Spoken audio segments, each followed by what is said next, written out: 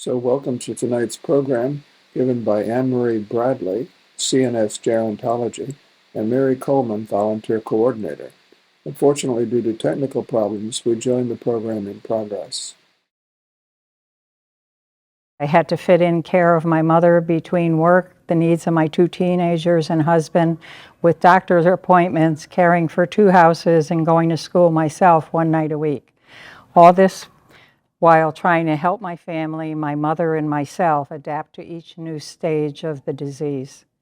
Thank goodness, the Little Sisters of the Poor at the time, teaching staff how to care for nursing home residents. The sisters showed me every day that only person-to-person love, comfort, and humor works in caring for all of us. This is what we do as care partners on our care teams. With Mary's help and the help of the team members, we get to know our care partners and their families and try to meet them where they are. I have had the privilege of walking this journey with 3 completely different families in my 5 years in the program. I have been visiting my present care partner who lives alone for 4 years. It is so rewarding to get to know each care partner for who they are now. They might have a memory problem and other disabilities, but they also have 80 years of experience to call upon. It is such a joy to find out what makes them light up when you hit their good memories. That smile is such a reward, and the smile on their family member's face when they see it or hear about our adventures is a huge bonus. We connect in a different way with each care partner, and each member of our care team does it differently.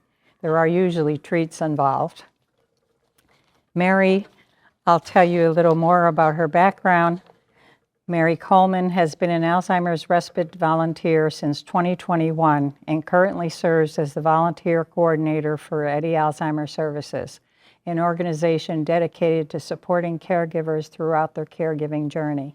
Since 2022, she has been responsible for recruiting, training, and managing 20 care teams with 125 volunteers across the whole capital region, each providing support to families caring for a loved one at home with Alzheimer's disease or another form of dementia.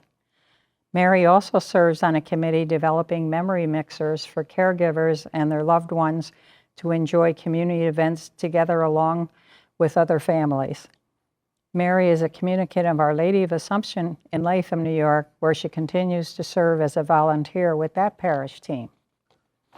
Mary is going to show you what Eddie Alzheimer's Services does as our partner.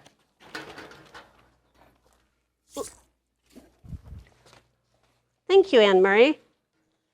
Welcome to our overview tonight of Eddie Alzheimer's Services. I don't know if has anybody here heard of us before? Yes? Okay, so we have been in existence since about 2002 in, a very small form. It started as like a, 1 or 2 social workers.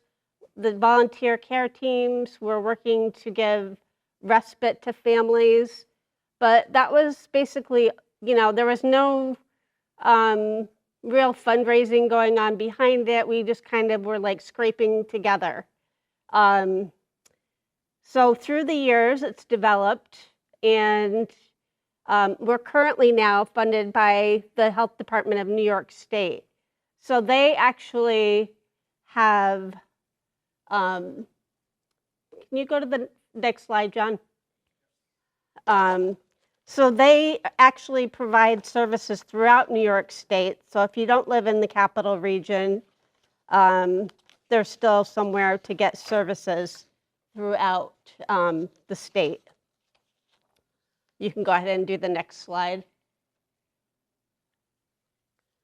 And what we're here to do is really to help the caregiver along that journey, because caregiving is really I need to grab my glasses, sorry.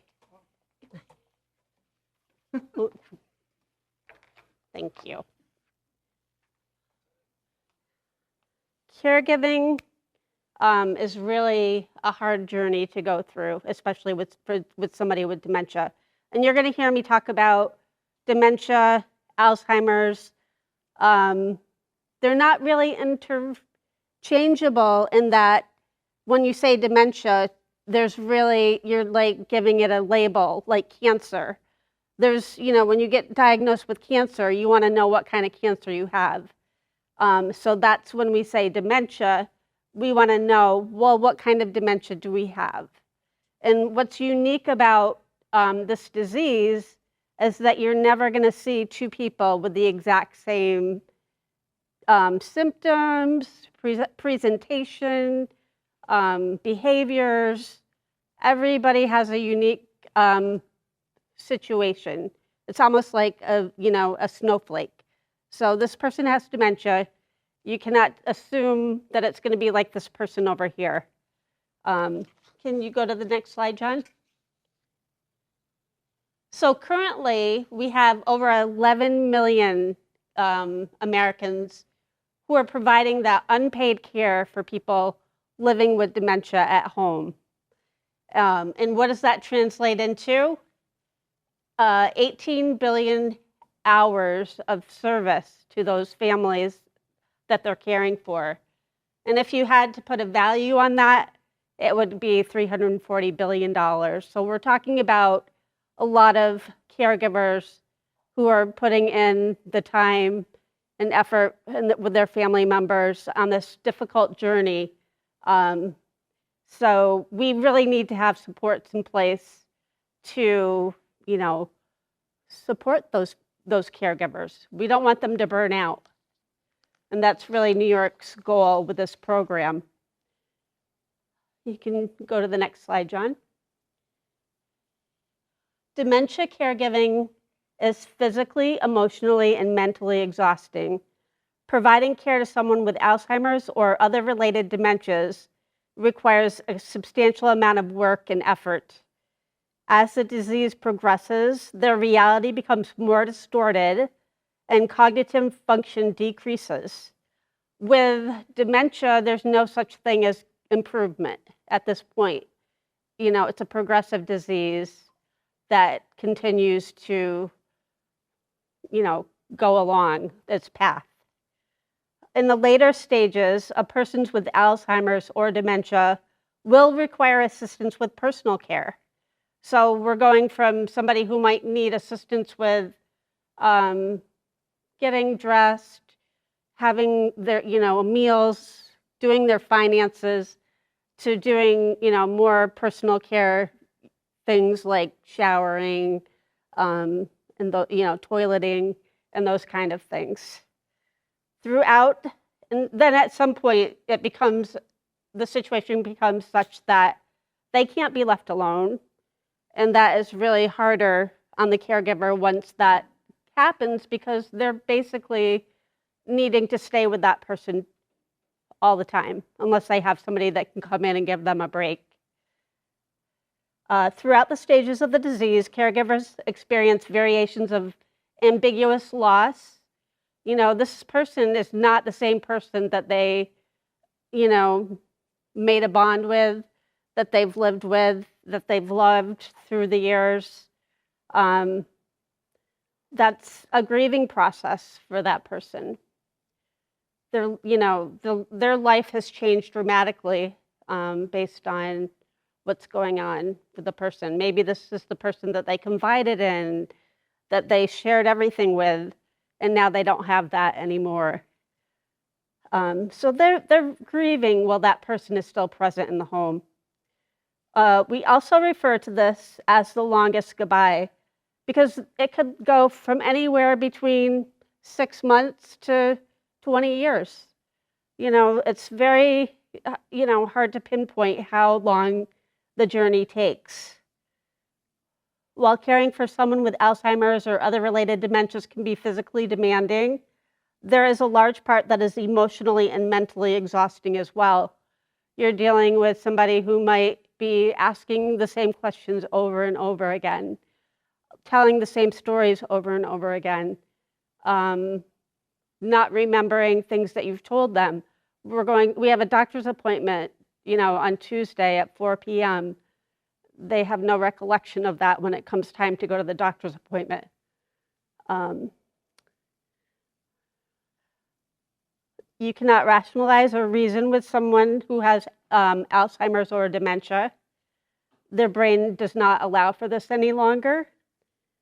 We cannot expect a person with dementia to change. We can only monitor and change our own behavior based on what they're doing, because we're the only one that can make a change at this point.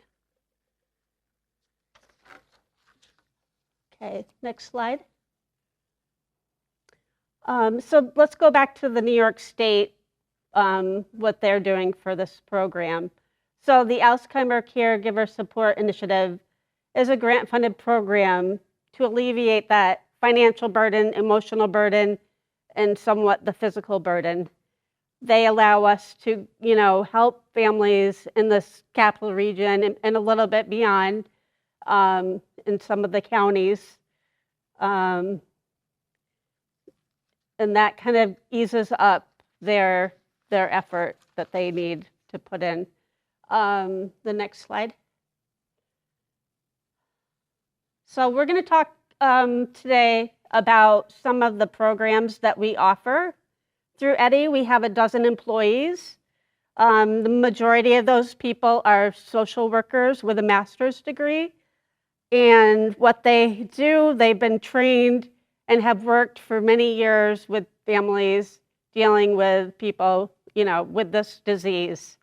And they have, worked on many resources. I brought several with me tonight for you guys to look at. And that kind of is just the tip of the iceberg. It might be overwhelming if you're, a new caregiver or you're not sure where to start. That's why we like to do a personal appointment with the social worker in the beginning. So what that entails is you get to set up a meeting with that social worker, and we call them care navigators. And you're going to kind of go through, this is where your journey is. And the great thing about this is, you may think something's wrong. Your loved one may not think there's anything wrong. They just think, they don't remember that they're repeating things or forgetting things. You don't need a diagnosis to utilize our services. So that's an important part of that. We do kind of, recommend you seek medical attention and maybe see a neurologist so that you have the best care possible. So that first process is the caregiver assessment. Then from there, we have education programs that you can sign up for. They're a multi-part, like 6-part series. We do them online. And then from there, there might be some support groups that you could get involved with. There is also, we offer respite grants. So let's say you come to us and you have no support whatsoever. Maybe your caregivers are worried about both parents and they're living at home here. The caregivers are maybe in California. We can work with you over Zoom to help you get some supports in place for that. We can give you a small grant that kind of enables that person to hire somebody to come in and maybe do some companion care. Maybe personal care is something that you're looking for. Those are things that we can help with. And then I'm going to get into some more of those in the next slides. You want to go to the next slide, John? So let's talk about support groups. Support groups are pretty important. Not everybody likes a support group. Not everybody's comfortable sharing their personal details about what's happening. But we find that, by sharing what is going on with you, you're helping other people with that same issue. It kind of lightens the load a little bit. We have general support groups and ambiguous loss support group. It's, dealing with that grief that you're feeling now before, while that person is still living with you. We have men's groups who have kind of unique things that they're dealing with. Let's say it's a traditional household. Maybe the woman did the cooking and took care of all the household finances or different things like that. And now the husband is taking care of everything and they're kind of lost. So we have a couple of really great social workers who moderate that support group, and the men work together and come up with, solutions to some different things. We also have an FTD support group. Frontal temporal dementia is a unique dementia. This is the one that Bruce Willis has. I don't know if anybody saw, there was a 2020, I believe, recently with, them talking to his wife. And it's just a very unique dementia. And the family dynamic undergoes dramatic stress for the caregiver. They get aphasia, which is like when you can't name objects anymore, they may, have hallucinations and see things that you don't see, think things are happening that you don't see happening, different things. And we also have a teen and young adult support group as well. For somebody maybe has lost their grandparent, was very supportive in their life, and now they're changing and they don't know how to cope with that. So we do offer that support group as well. Change slides. The next level of support we have is caregiver wellness. We do a lot of things because caregivers are not just caregivers, they're people too. They have interests and need social engagement outside of the disease in their caregiving role. We do like to offer many opportunities for caregivers to socialize and get together and do things that they may have used to do. Having coffee chats at Panera, we move it around to different counties so that it makes it convenient for different people. We do have a walking club that meets every month, and they meet at the crossings in Colony. And it gets them out, gets them a little exercise, and during that, they get to talk to each other. We have a book club that meets on Zoom every other month. Our next one is reading the Thursday Murder Club, so they kind of steer away from titles that have much to do with dementia. They want to do some lighthearted, different things. And some of our staff sits in on those book club discussions as well. The next slide. What are some more caregiver supports? As Anne-Marie alluded to, we do something called memory mixers, and these are happening pretty much every other month. We do various activities, whether they're in person or virtual. A big component of them is having some kind of music, because music is a meaningful activity for people with dementia. It really engages the right side of the brain, which is the last part of the brain to really deteriorate from this disease. So they have a lot of capabilities. I used to have a guy that I was a volunteer for, and he couldn't have a conversation, but I would take him out on car rides, and he would sing along to the music from the 70s. And we had a lot of fun doing that. It gave him a sense of feeling a sense of purpose. We also have a cookie decorating at Christmas time.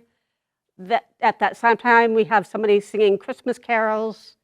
At Valentine's Day, we do a bingo, which is online, and we send out care packets to the families before we get together online that afternoon. We send them snacks and drinks and and afterwards we send them little prizes. So it really is a fun thing for them. And we, engage with each other on Zoom for that. And, some other things we've done this past May, we did a sock hop. We decorated for like a 50s kind of sock hop, and we got a DJ there. And I wish I could show you pictures. We don't like to take pictures of people. It's really a special time, and we like to just keep it, in the moment. But they were all out on the dance floor, some in wheelchairs, some with walkers, and just really dancing up a storm. It was really a great thing, and we got some good food in for them. During these events, we've heard from caregivers that it's really nice to go someplace where you can feel comfortable to let them act how they need to act, like, not feel like they're going to embarrass themselves or embarrass, whatever, because we're all kind of in the same boat, and it's just a fun thing to do. Starting in January, in Cohoes at our offices, we're going to have a thing called memory cafes. And memory cafes are basically sort of like the coffee chats. You bring everybody in, you get maybe an activity going, something simple for the person with dementia.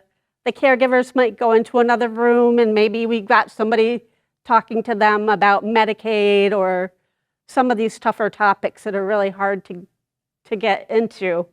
But we want to make sure that we are, taking care of both the caregiver and the person with dementia. Okay.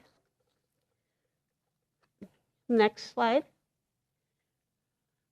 And the Alzheimer's Association is a pivotal organization in this, and that we share this grant with them. We work together. They run a lot of support groups. We have a handful of support groups. They probably got a dozen plus support groups, and they've got them all over the community. Saratoga, Averill Park, in various places. You just would go to their website and kind of look those things up to find one near you. They do a lot of education and prevention. There's a lot of things that we can do to limit the possibility of having dementia come into our lives as we age. The way we eat, the way we exercise, the way we sleep. There's a lot of things that we can do preventively for that. They're also a big research component for this disease. We really need that right now as much as ever. And then lastly, they have a 24/7 helpline. And we give that out to everybody that we work with and say, you know what?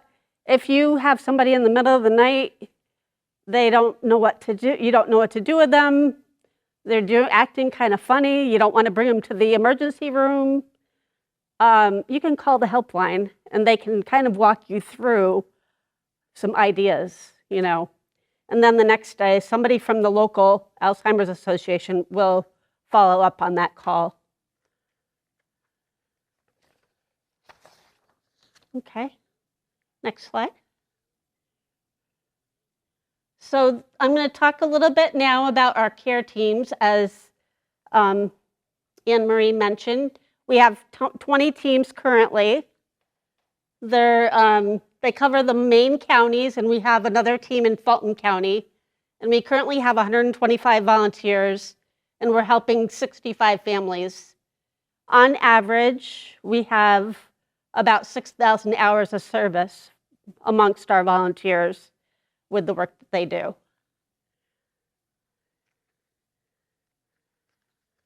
Next slide. So these teams of volunteers do not provide medical assistance. They're really just there for friendship and companion care. We can, it's always based on what the comfort level of the volunteer is. We can have them take somebody out, maybe go out to lunch, It really depends on what they're capable of and what you're comfortable with. The team members receive training. It's about a 3-hour training, and we go really in depth about what is Alzheimer's, what is dementia, what are the various kinds of dementia you may see, what are the situations you might run into, and we really do a deep dive into that.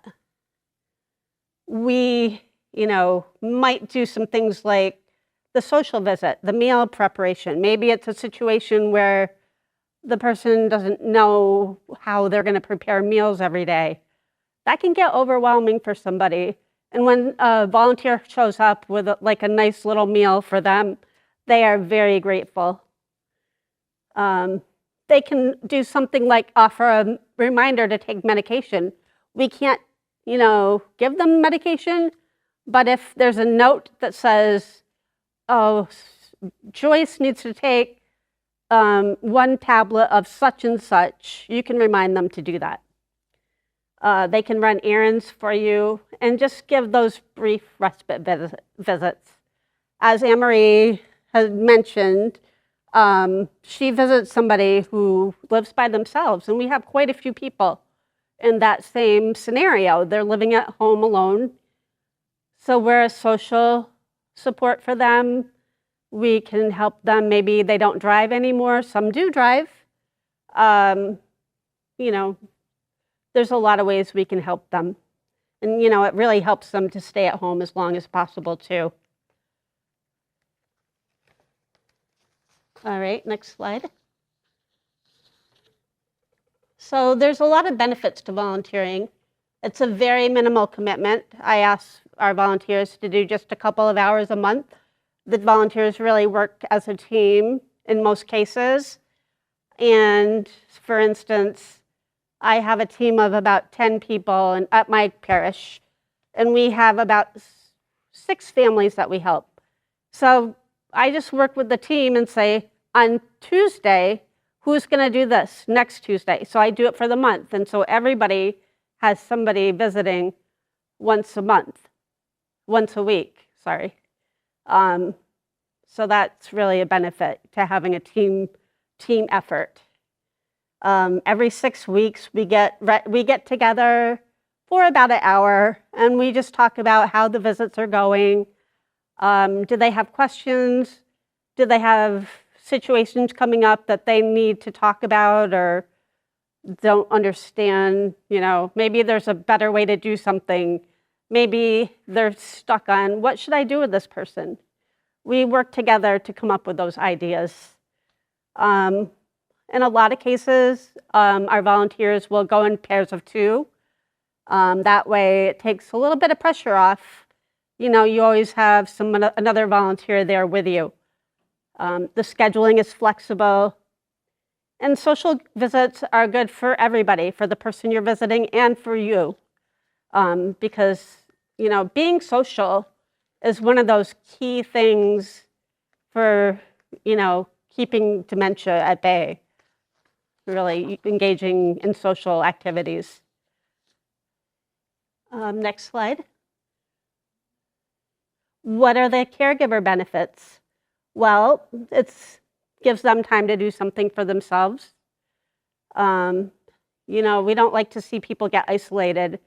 And this is a very isolating disease. It's one of those things where they don't feel like anybody understands them. They think they'll just keep it private, keep it to themselves. But really, when we have these kind of interventions with caregivers and with the person receiving the care, our care partners, it's really a great benefit. And, caregivers have a really high incidence of depression. About 60% have said, yes, I'm feeling depressed. My life has changed so much. I don't get to do things that I enjoy. This is very stressful. So anytime we make some kind of intervention with the volunteers or with the respite, it really improves the overall benefit to the caregivers and to the person with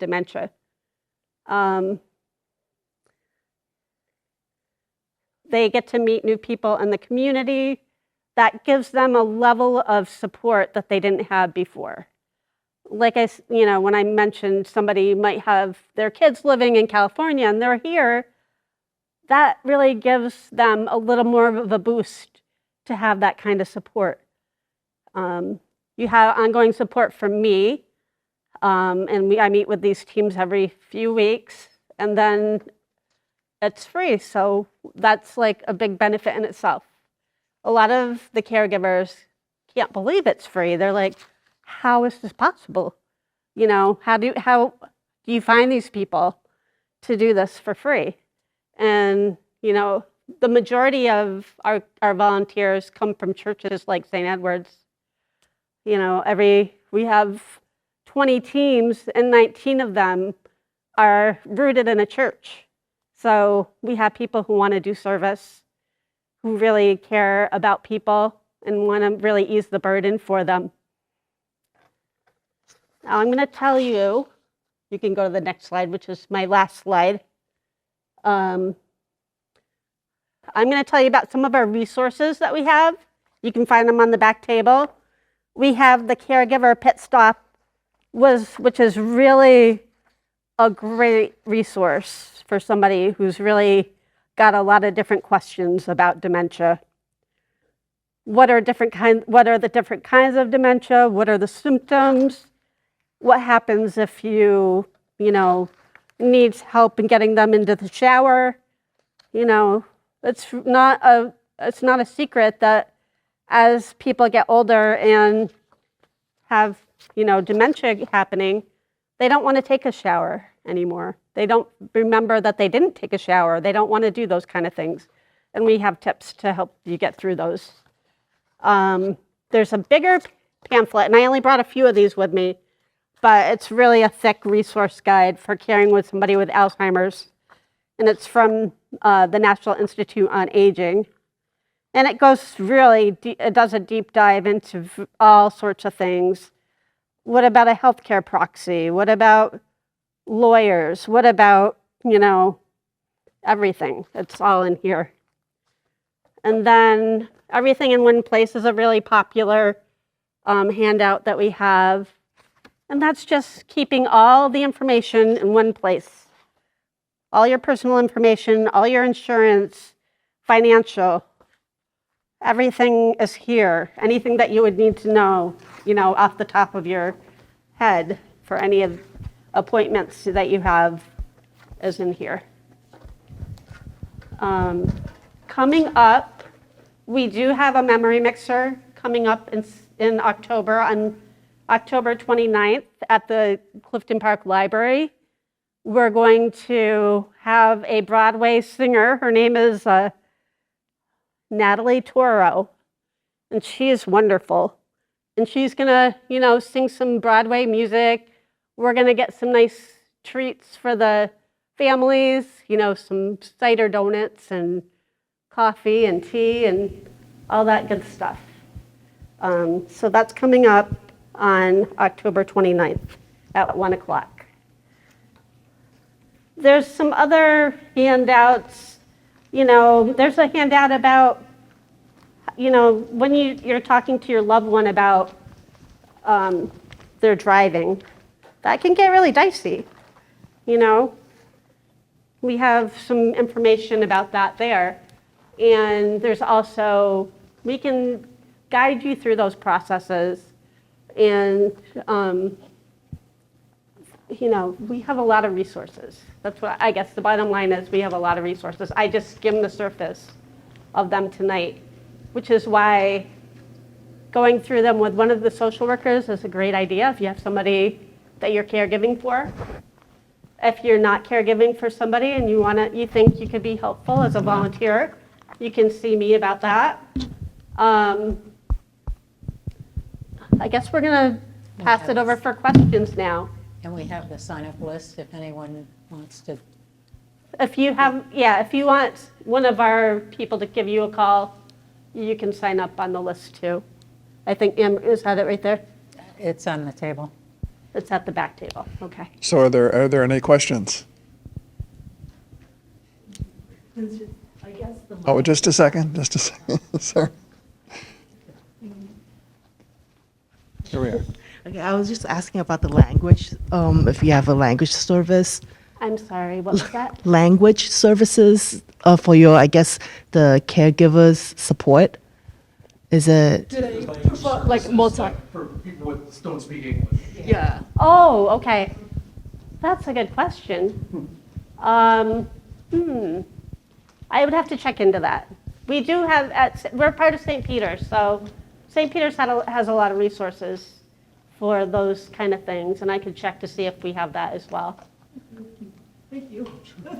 Thank you. I have hearing aids, and they don't always pick up when I need them to. Oh, another question? What, is there another question? Yes. Just a second. Sorry. This is regarding the volunteer care team. Yep. As I saw it on your, was it slide? Yep. They would come for like doing meal preps and everything and help, like you mentioned something about driving the Yeah. person So with we have- dementia to places too. Yeah. Like, does it include doctor's appointments sometimes? Sometimes, yeah. So we do have some volunteers who do that, bring their person to doctor's appointments, take them to the grocery store, different things like that. Because they do have, and then if our schedule doesn't allow Yes. us taking that much time off, so Right. I just want to know. I would. Yeah. And we usually, for an average visit, is usually a couple hours a week. But in the cases of doctor's appointments, they may run a little longer.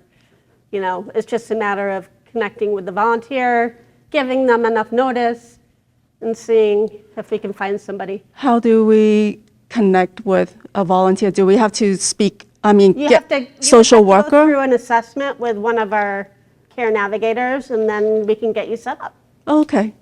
We do have a wait list, unfortunately, for volunteers because it's very popular to have volunteers and, everybody wants one. And we just don't have enough right now, unfortunately. Gotcha. Thank you.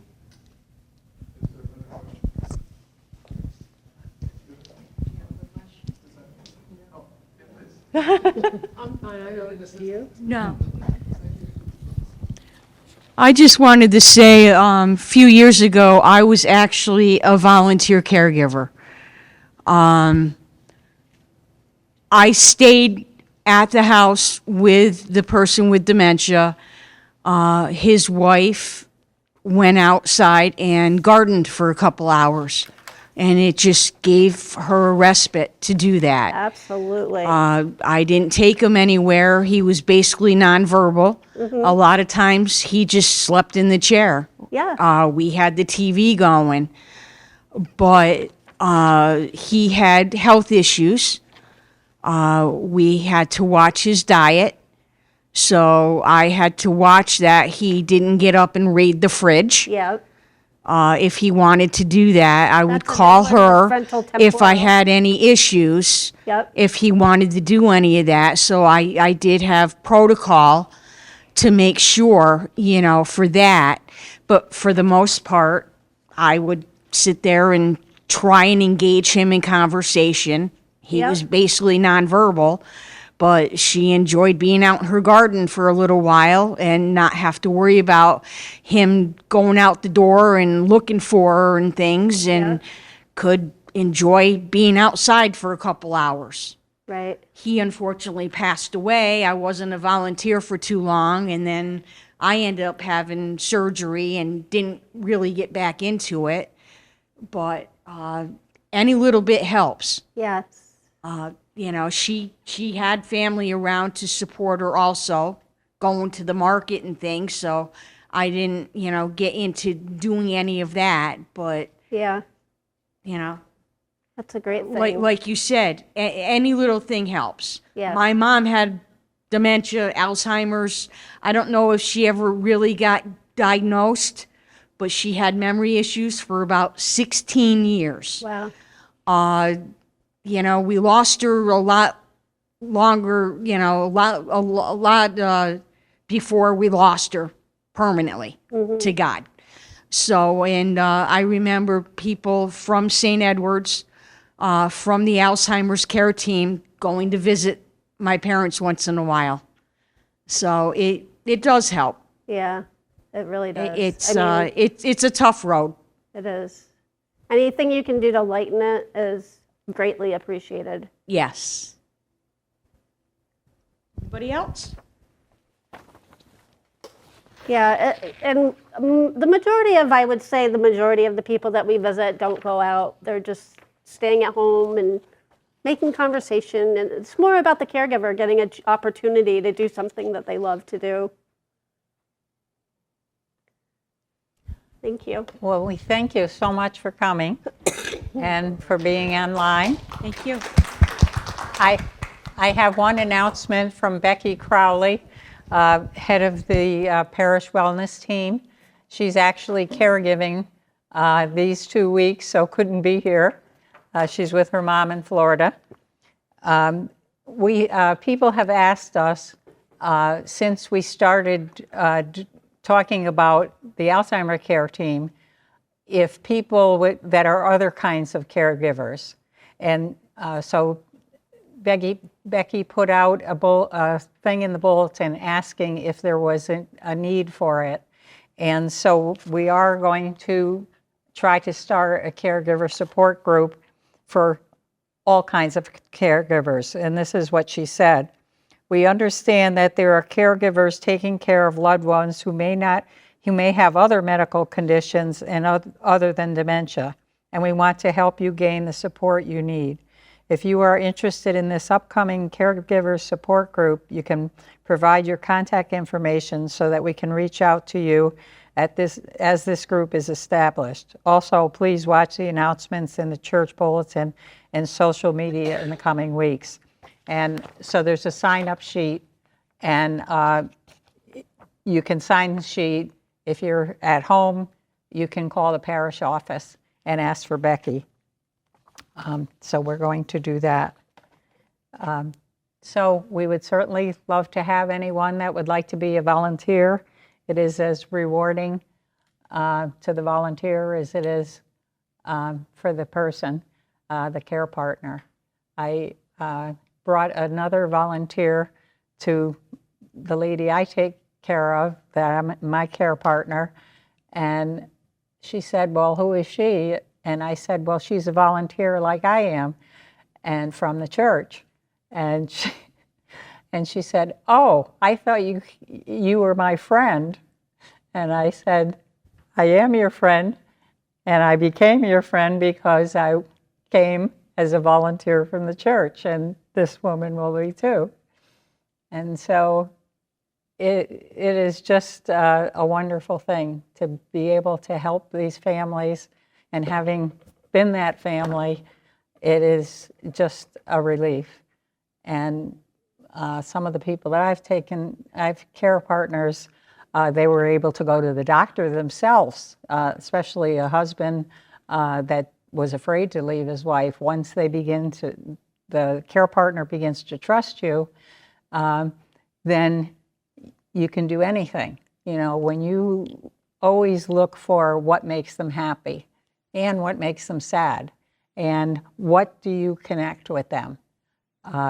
As the little sisters used to say, you need to love them, and they love you, and you become a part of the family. And I have become a part of 3 of the families that I still talk to. And it is a wonderful experience, because to see the courage of the person that has dementia trying to figure out how to live with this brain change, it's amazing. And to see the courage of their caregivers. And just the relief for them to trust you to be able to feel free to go and do what they have to do. Oops. So thank you so much. And if you want to be a volunteer, come and talk to us. If you want to be on the other caregiver support team, call us or sign the sign-up sheet. And we also have and you can call the Eddie Alzheimer Services as Mary said. My cards are right on the back table, too. And there are other resources. The posters are showing you what kind of resources you can get from the different organizations. And the library also has a folder, a little brochure of all the things related to dementia care or anything to do with dementia, which I was surprised to see. So thank you so much, and thank you, John, and the KFC.